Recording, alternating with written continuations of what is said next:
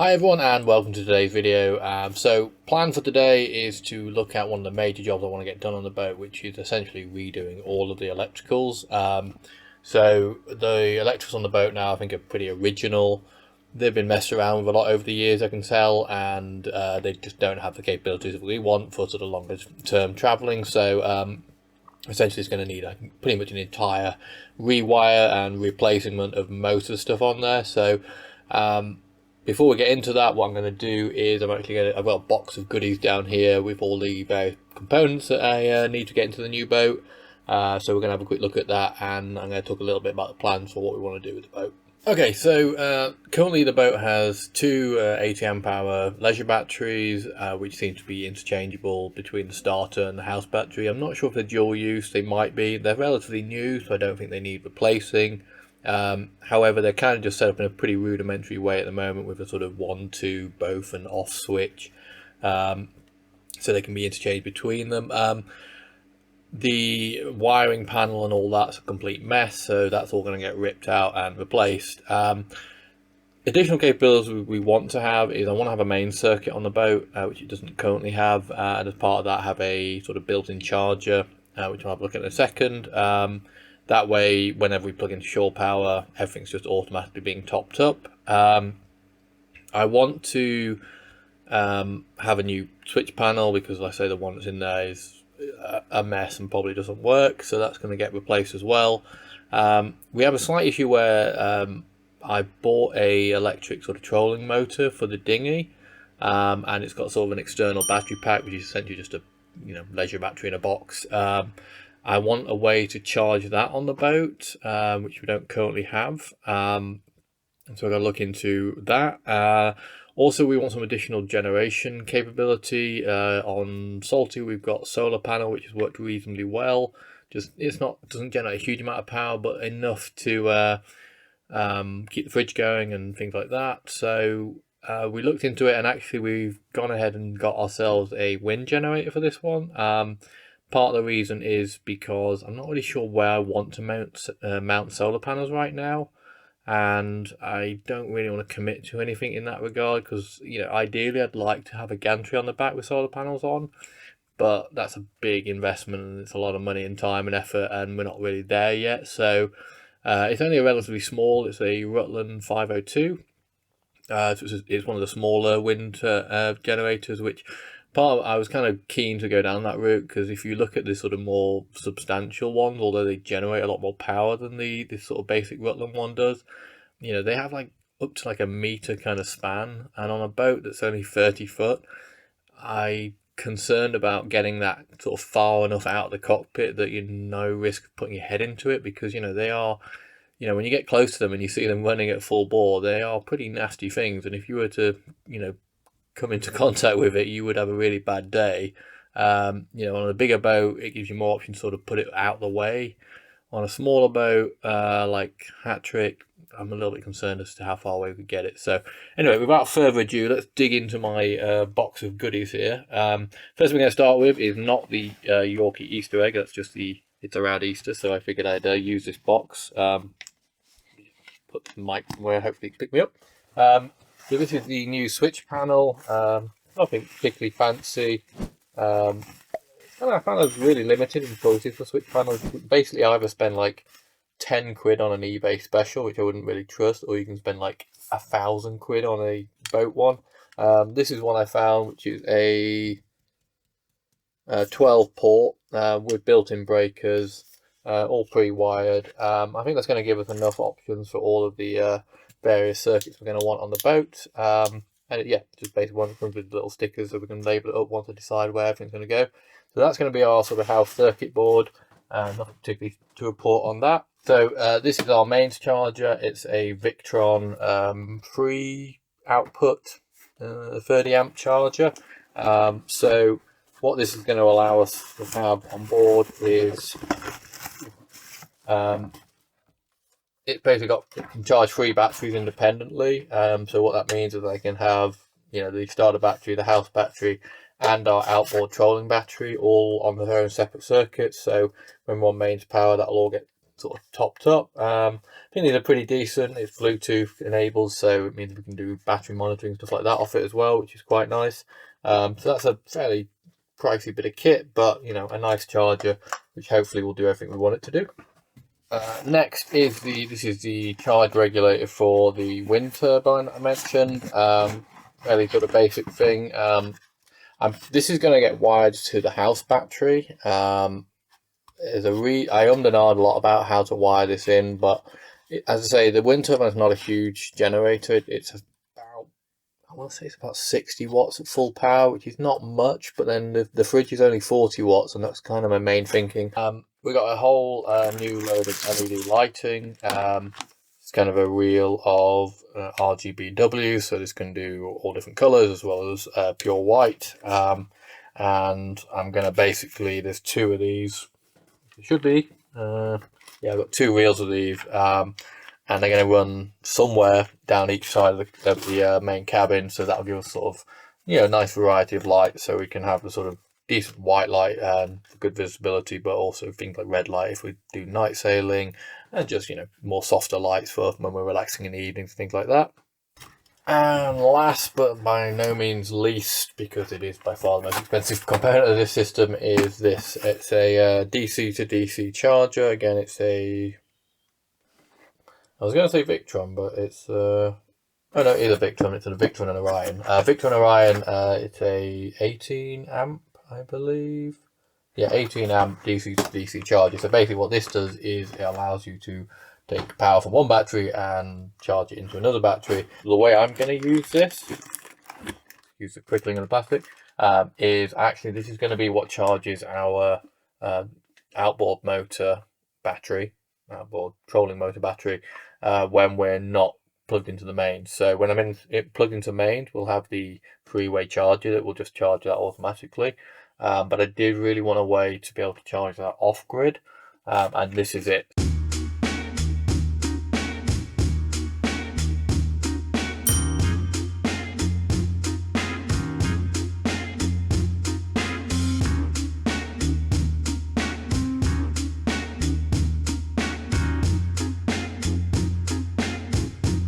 Okay, so result of all my scribblings is I think that this will fit fine. There's actually not as many things on here that I thought there'd need to be. Move this off and I'll see, hopefully you can sort of see roughly what the plan is.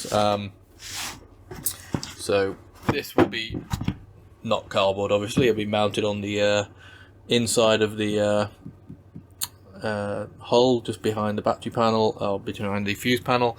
And yeah, mains charger mounted here, main bus bar for the ground, DC to DC charger, wind charger, and then this kind of represents how it's all going to be connected together. I think it should be okay. I'm not an electrician, but essentially what you've got is everything running to the ground. You've got the mains charger going to each of the two batteries, which I've represented down here, as well as the socket which the outboard battery will connect to. Wind charger is just connecting up from my little crude picture of a windmill there, going into the second battery, which is the house battery down here. Engine alternator and engine starter, which are running off the first battery. But yeah, that's kind of it. So yeah, a lot of work to do. Got to get it into the boat now. Okay, that's the plan figured out. That's hopefully all of the components here.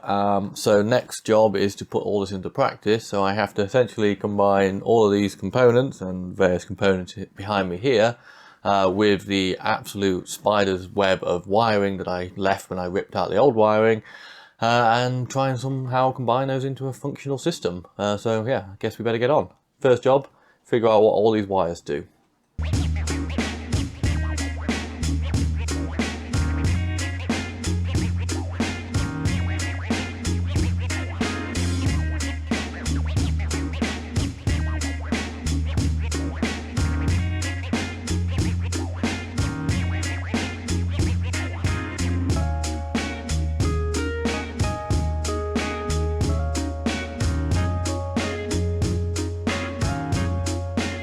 So after several hours of scratching my head and attaching the battery to a wire and then running down the ladder and running around the outside of the boat to see if anything turned on and then coming back and swapping the wires, etc, etc, I have, I think, figured out everything and how it's supposed to work.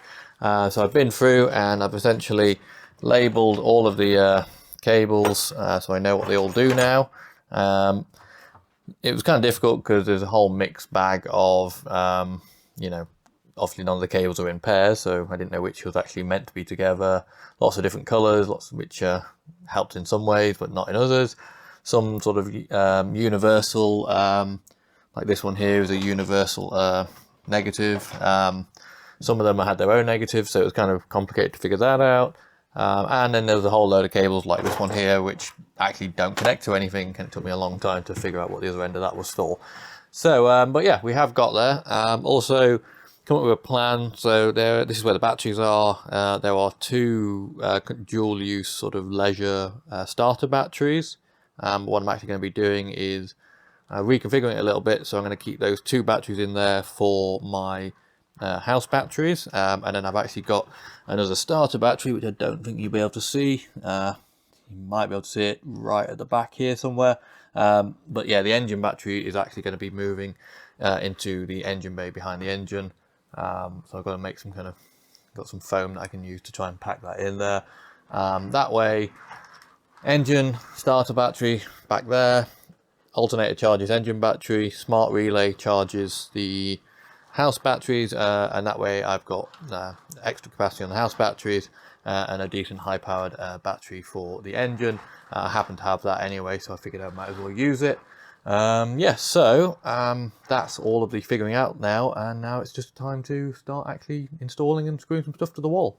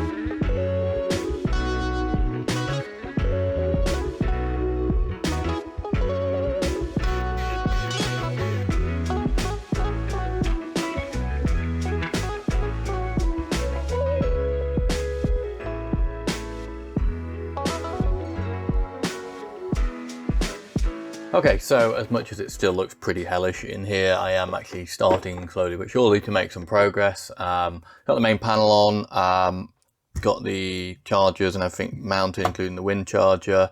I'm going with this kind of clip system here, which should allow me to sort of organize all the cabling coming in. Top one's going to be for the positive, bottom one's going to be for negative. And these are sort of openable and closable, so I can either feed stuff through or open them up if I want to do loads of work later. Most of the negatives are now hooked up to the main negative bus. I've gone through and sort of put fittings on all of the positives, which will be connect directly to the fuse panel. And the last thing I just did was pull through all the cables, the new cables I need to the back. What I've got here is basically wind charger cable, wind turbine generator cable. I've got this triple cable, which is going to be my extension for the heater controller, and then I've got two for the heater power. And I think there's a bit of a struggle. It's so hot today, and crawling into that back space on a day like today is pretty tough. I think that's all I need to the back. I hope it is, because I don't think I can fit any more in this conduit pipe, and I'd have to probably put a new pipe in if I need to. So yeah, that's made pretty good progress. Now I've just got to connect up the connectors for the diesel heater, and then it'll be a case of mains charging unit or mains power unit, which is going to go down below here to do that. And then once that's done, I think the front panel can kind of at least test fit, and we can start fitting everything onto the panel. But yeah, we are making progress, even though it looks like an electrician's hell in here.